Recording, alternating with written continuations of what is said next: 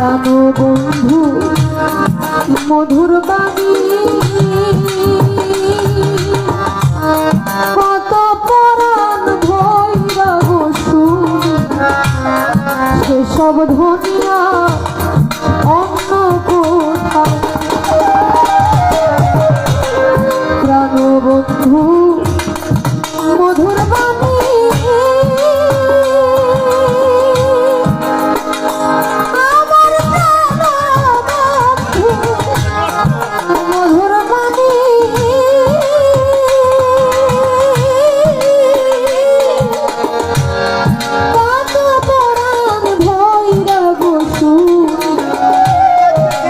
সব ধনিয়া অন্য কোথাও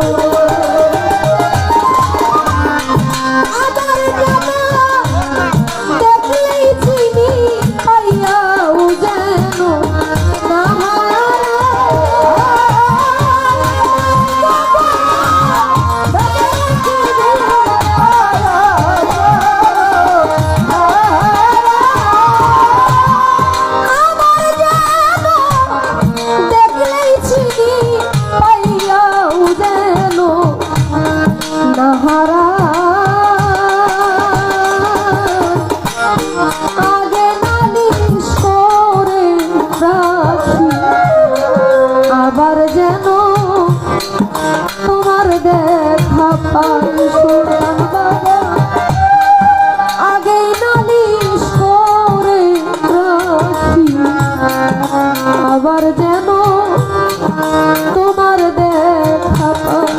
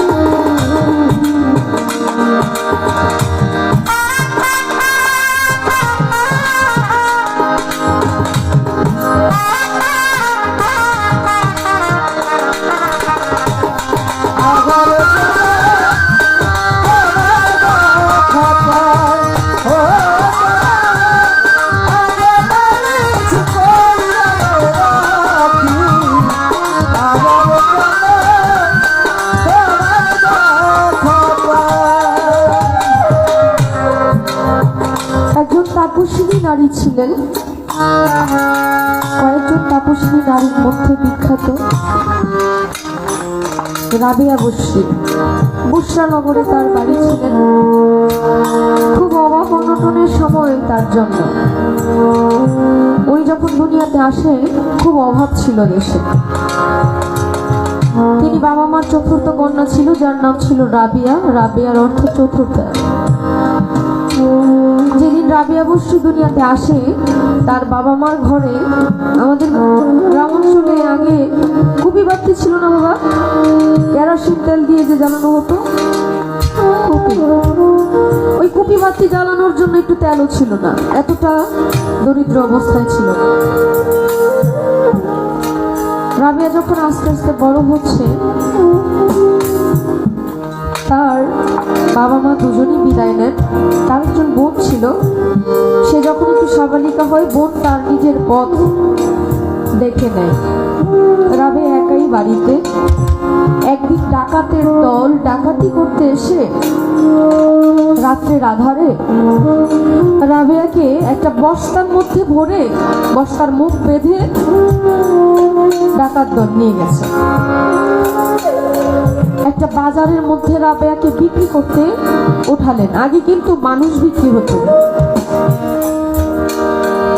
মুদ্রার বিনিময়, টাকার বিনিময় মানুষকে বিক্রি করে দেওয়া হইতো, দাসী কিনে নিয়ে যাইত মনিবরা। ইউসুফ নবীকেও কিন্তু বিক্রি করে দিয়েছিল। তো রাবেয়াকে যখন ডাকাত দল বিক্রি করতে বাজারে ওঠায়, রাবেয়া তো বয়স অনেক ছোট, মনিবরা শক্তিশালী নারীদেরকে নিতেন যারা বাড়ির কাজ করতে পারে, মানে নারীদেরকে কিনে নেওয়া হইতো ভোগের পণ্য হিসেবে। বাড়ির কাজও করবে, মনিবের কাজও করবে, যা লাগে সব। রাবেয়াকে ছোট দেখে কেউ নিতে চাচ্ছিল না। এক নিষ্ঠুর মনিব রাবেয়া বসরিকে কিনে নিলেন। কিনে নেওয়ার পর তার বাড়ির যত কাজ আছে এই বাচ্চাটাকে দিয়ে করায়। রাবেয়া ছোট থেকেই মালিকের প্রতি এত বিশ্বস্ত ছিল, মালিকের প্রতি এত ভালোবাসা তার ছিল, মালিককে সে এতই ভালোবাসতো, আল্লাহর প্রতি তার এতই বিশ্বাস ছিল, তার এই দিন থাকবে না, এই দিন একদিন ঘুরবে। সারাদিন কাজ করার পর রাবেয়া যখন ইবাদত করে, আল্লাহ পাকের কাছে দোয়া করে, যায় নামাজে বসে কাঁদে, আল্লাহ পাক রাবেয়ার ডাকে সাড়া দেয়। এই একজন নারী যার জন্য কাবা ঘর সামনের দিকে চলে আসছিল তাকে রিসিভ করতে। ওনারই সঙ্গে 14 বছর পর্যন্ত মদিনা শরীফে যায় ইব্রাহিম বিন আদহাম। সে প্রতিটা নফল নামাজের জায়গায় 2 রাকাত করে নফল নামাজ পড়ে গেছে। ইব্রাহিম বিন আদহাম যায় দেখে কাবা ঘরের মধ্যে কাবা ঘর নেই, কাবা ঘর সরে গেছে। সে ভাবলো আমি 14 বছর ইবাদত করতে করতে আসছি, আমার মনে হয় আমার চোখে সমস্যা হয়ে গেছে, যার জন্য আমি কাবাঘর দেখতে পারতেছি না। আল্লাহ পাকের তরফ থেকে গায়েবী ভাবে আওয়াজ আসলো, হে ইব্রাহিম বিন আদহাম, তুমি ঠিক জায়গায় এসেছো, কিন্তু আমার এক খাস বান্দি যার প্রেমে আমি নিজেও পাগল, যাকে আমি ভালোবাসি, সেই রাবেয়াকে রিসিভ করার জন্য কাবাঘর সামনের দিকে চলে গেছে। সেই রাবেয়া বসে যখন ইবাদত করে আল্লাহর কাছে, আল্লাহ গাইবী ভাবে আওয়াজ করে, হে রাবেয়া তুমি এত কাঁদো কেন? তোমার এই কান্নায় আমার আরশ মহল্লা কেঁপে ওঠে। তুমি কি জান্নাতের আশায় কাঁদো? আমি তোমাকে কথা দিচ্ছি, তোমাকে জান্নাতে দিব। রাবেয়া মুর্শি বললেন, হে মাওলা, আমি রাবেয়া কি লোভী? আমি কি লোভী যে জান্নাতের আশায় ইবাদত করব? আল্লাহ বললেন, তুমি কি চাও আমার কাছে বলো।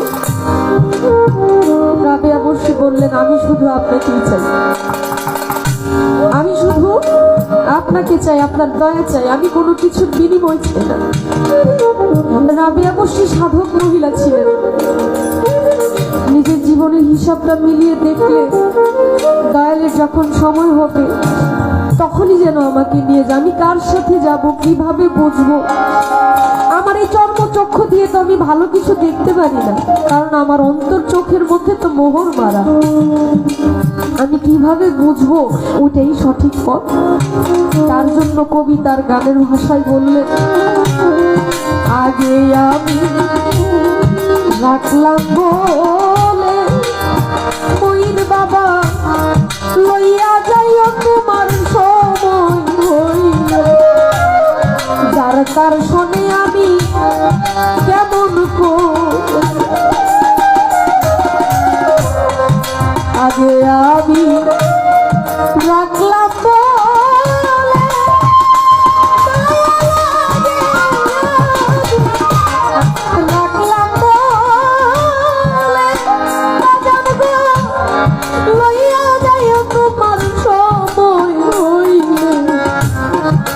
তার সাথে আমি কেমন কইরা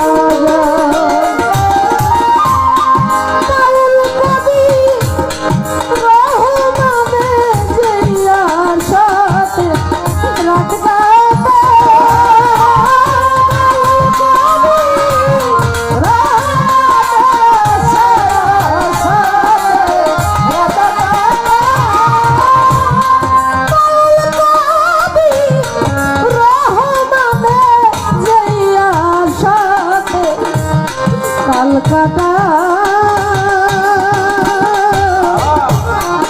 আগে নালিশ করে রাখলাম, আবার যেন তোমার দেখা পাই। খবর বাবা আগেই নালিশ করে রাখি, আবার যেন তোমার দেখা পাই।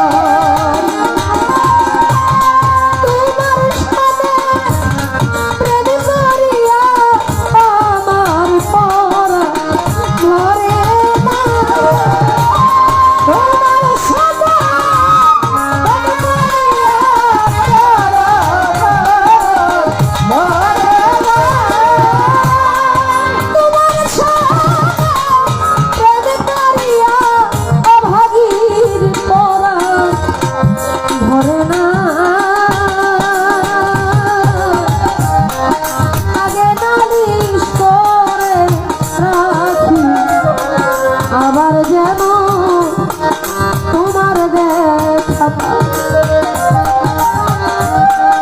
আগে নালিশ করে রাখি, আবার যেন তোমার দেখা আগে নালিশ করে রাখলাম,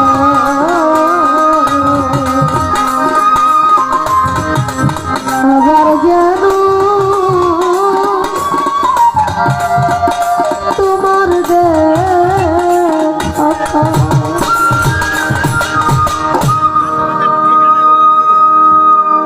এটা না আমার তো জানা নাই, না এটা না দিতে সমস্যা কি? এটা কেমন কথা কন? অনেকগুলো গান করেছি আমার ভাই, এখন এটা গাক, শেষে যদি সময় থাকে গাইব। আসসালামু আলাইকুম। আমার এটা 14 বার লাগাই রাখছি, আমার মোবাইল একটু দুর্বল তো, সমস্যা।